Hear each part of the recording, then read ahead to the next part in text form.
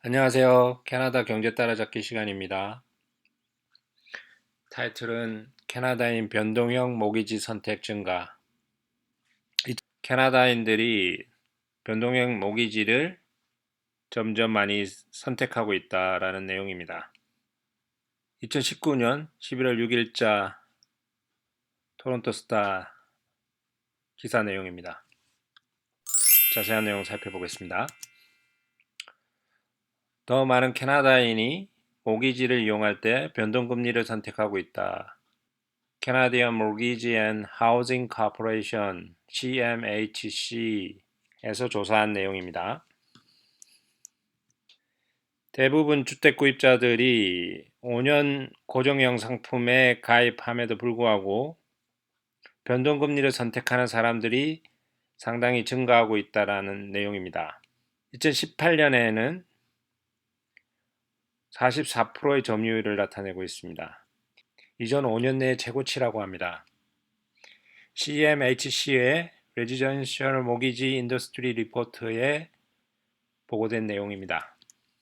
변동금리로의 이동은 2017년 말부터 2018년 초 사이에 시작되었다고 합니다. 주로 변동금리의 할인 혜택으로 인해 시작되었다고 합니다. 변동금리가 정해지는 방식은 향후 이자율의 기대치에 기반한다고 합니다. 이자율이 상승한다고 기대되면 할인이 가능하다고 판단한다고 합니다. 위원회를 통해서 이자율은 지난 몇 년 동안 조금씩 지속적으로 상승하고 있습니다. 이는 금리가 항상 낮은 몇 년 전보다 할인을 더 매력적으로 만들고 있습니다.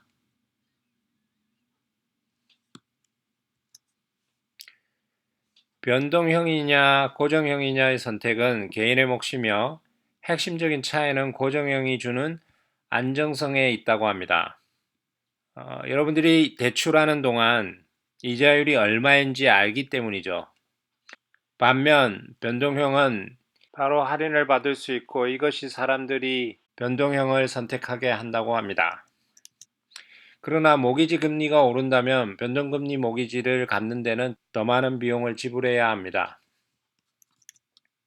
CMHC 보고서는 무보험 모기지가 크게 증가했다고 강조하고 있습니다. 2018년 초에는 총 대출 금액에 연동된 보험성 모기지를 압도했다고 합니다. 주택 구입자는 집값의 20% 이하로 다운페이를 한다면 모기지 보험을 구매하도록 요구받고 있습니다. 보고서에 따르면 CMHC에 의한 보험성 모기지는 신규 모기지 대출의 3분의 1 이하로 떨어졌다고 합니다. 5년 전에는 보험성 모기지가 모기지 대부분을 차지했었다고 합니다. 무보험성 모기지의 급성장은 주로 규제 변화에 따른 것인데요. 특히 모기지 스트레스 테스트가 새로운 규칙을 만들면서 변화된 현상이라고 합니다. 주택구입자가 모기지 보험을 가입하기 위한 보다 엄격한 조건을 충족하는 것을 요구하게 되었고, 모기지 보험 프리미엄이 증가함에 따라 25년 이하 대출에 대한 저율의 모기지 보험을 규제하는 새로운 규칙이 발효되었습니다. 요약하면 더 많은 구매자가 무보험성 모기지 펀딩 모델로 선회하고 있다고 합니다. 정책 위반자가 보험성 대출 비용을 높여오고 있기 때문입니다. 모기지 스트레스 테스트는 제도권 금융으로부터 돈을 빌린 수만 명의 대출자들의 자격을 박탈해 왔었습니다. 동시에 많은 사람들을 무보험성, 비프라임, 비연방규제 대부업자에게로 내몰고 있습니다. 캐나다에서 존재하는 랜더의 종류에 대해서 알아보도록 하겠습니다. A 랜더, B 랜더, unregulated or private lender. 크게 세 가지 타입이 있다고 이해하시면 될 것 같습니다. A 랜더의 경우에는 캐나다의 6개의 주요 은행, BMO, CIBC, National Bank of Canada, Scotiabank, RBC, TD 이렇게 6개의 메이저 은행이 A 렌더에 속하고요. 이들은 레귤레이션이 페더럴 가버먼트에 의해서 관리되고 있습니다.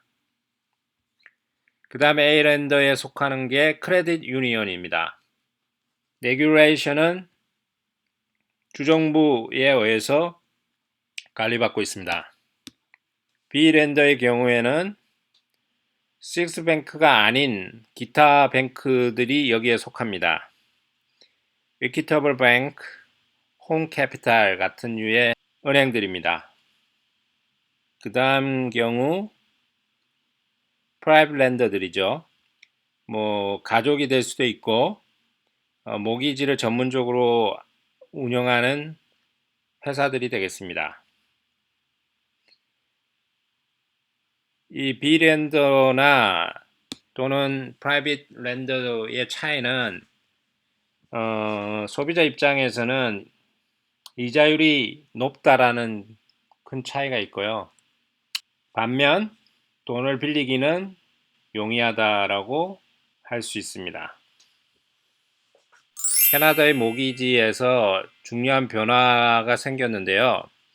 2018년 1월 1일자로 새로운 룰이 세팅이 되었습니다. 이는 20% 이상의 다운페이를 하는 주택 구매자들에게도 보다 엄격한 기준을 정하는 규제입니다. 이는 주택 구입자가 원금과 이자에 대한 지불을 할 수 있는 능력이 있는지에 대해서 스트레스 테스트를 하는 개념입니다.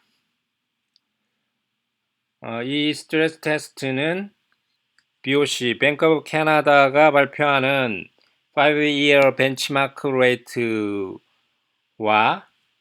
모기지 회사에서 제공하는 모기지 인터레스트 레이트 플러스 2% 한 값 중에 더 높은 값 이상의 이자를 지불할 수 있는지에 대한 테스트를 합니다. 이 기사에서 나온 용어 중에 non-prime이라는 용어가 있습니다. non-prime에 대해서 자세히 알아보도록 하겠습니다. non-prime이랑 qualified 모기지로 정의되지 않는, 즉 정부의 대출 표준을 따르지 않는 대출 유형을 말합니다. 나에게 적합한 모기지를 찾는 방법에 대해서 설명드리겠습니다. ratespy.com 사이트에 방문하셔서 직곽과 모기지 사이즈와 상환기간을 입력하고 서치 버튼을 누르면 다음과 같은 화면을 만날 수 있습니다. 추가적으로 선택해야 되는 게 계약기간, 보통 3년 또는 5년, 그 다음에 이자율의 타입, 고정형이냐 변동형이냐, 그 다음에 오픈형이냐 폐쇄형이냐, 그 다음에 프로바이더가 뱅크냐 크레딧 유니온이냐 브로커냐 인슈런스 컴퍼니냐 트러스트냐 모기지 뱅크냐, 이런 것들을 선택해서 조회해 볼 수 있습니다. 저의 경우 이제 제도권 6은행의 하나인 BMO를 선택을 했는데요. 3년 고정형과 변동형을 비교하기 위해서 조회해 보니 이자율의 차이가 이렇게 있다는 것을 확인할 수 있었고요.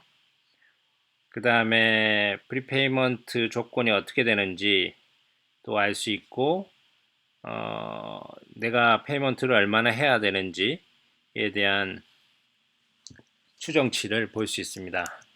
5년 고정형, 변동형에 대해서 조사를 해보면 이런 차이를 나타내고 있고요. 똑같이 페이먼트를 어떻게 해야 되는지의 차이, 리페이먼트의 차이 등을 알 수 있습니다. 이렇게 사전에 사이트를 통해서 정보를 획득한 다음에 희망하는 그 은행이나 모기지 업체를 방문하시면 될 것 같습니다. 더 많은 영상을 보시려면 I 버튼을 눌러주시기 바랍니다. 오늘은 여기까지 준비했습니다.